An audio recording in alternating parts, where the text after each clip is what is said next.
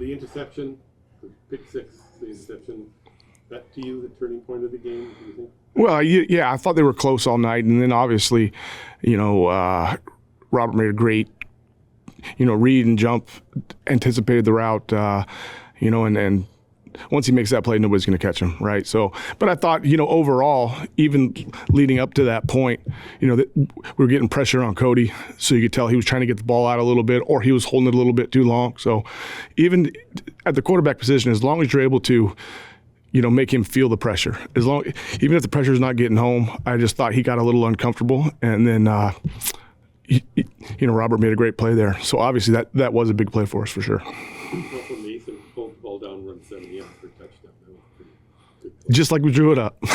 Just like we drew it up. No, he's a pretty special player. Did you ever run that far, that fast? No, I'll be honest. I don't think so. He's when you look at that play in its entirety, we go tempo. We got good protection up front. He goes to make a throw, receivers getting grabbed. He always seems to be able to break tackles, right? That's something about him, his contact balance and his core strength, and the way that he's always looking to extend plays, is awesome. I was kind of going in my head, make sure, hey, get the first down, then get down. But he just makes great plays all the time.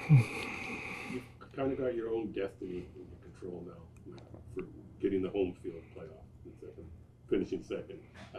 That feel good. Obviously, it's a good feeling going to the final week, feeling knowing it's in your control. Yeah. I think obviously we have unbelievable fans here, and we want to play in front of our fans again. That's really what it comes down to. We want to pack PC Place and play another game in front of our fans for our fans. They've shown up for us all year,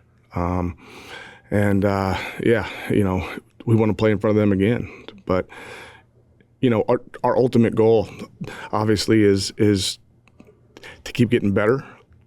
And next week is another opportunity for us to keep getting better. So I know we got an opportunity to control our own destiny and be at home, which is exciting. And I think that's what you want at the end of the day. But we got to make sure that we're still playing our best football and we're focusing on what we got to do next week.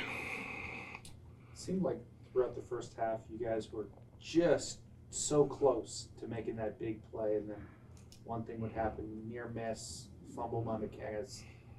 What changed? What flipped the switch there? Well, at the end and then in the second half? Well, it's football. It's a game of inches at times. Sometimes you make those plays, sometimes you don't. It really comes down to details. When you look at it, and what we talked about in the second half. In the locker room was just, clean up the little things. And that's really all we did. I think it's important to understand that, when the offense wasn't firing on all cylinders, or, we couldn't produce the way that we, had produced, the next phase comes right in and makes plays for us. And, that was awesome to see.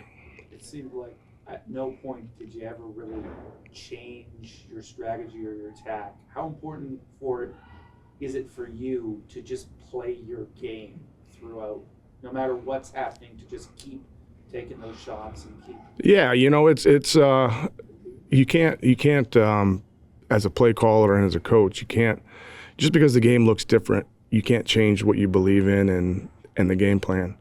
That's a good defense. All credit to Edmonton. They've done a fantastic job in the latter half of the season, and we knew that we were close. And we came in at halftime and said, we win the half, we win the game.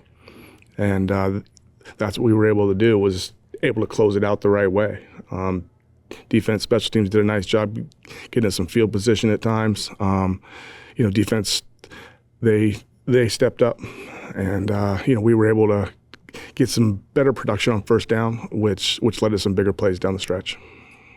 You talked a little bit about Robert Carter Jr.'s pick six, but he also had that hit there in the fourth quarter. Have you ever seen a guy that small make a hit that big? I probably have. He's made a couple hits like that this year. Probably not one as noticeable as that one, just because of the timing of it. But just great instincts as a football player. He's always around the football if you watch him, and he's progressively gotten more and more comfortable with the guys around him as well. And yeah, he's doing a heck of a job. You talked a little bit about the pass rush, but it seemed like Bradley and A really was getting into the backfield tonight. A couple of tackles for loss, didn't get sacked, but was always around the quarterback. What can you say about his performance?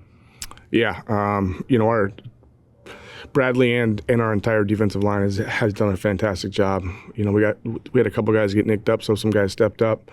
Played through a lot of things, but Bradley's progressively gotten better and better as he's learned a little bit more. Not just about our system, but about the CFL game itself, right? So, missing a training camp, coming in 2/3 of the way into the season, and you look at his growth and his production. Fantastic football player that's only getting better. And just last thing from me, you mentioned you guys nicked up. Bell looked like he was laboring a little bit. Tavai obviously didn't finish the game. Do you have an injury update? I got nothing right now, but they got to make sure that that these next few days they're getting in the tub and getting what they need.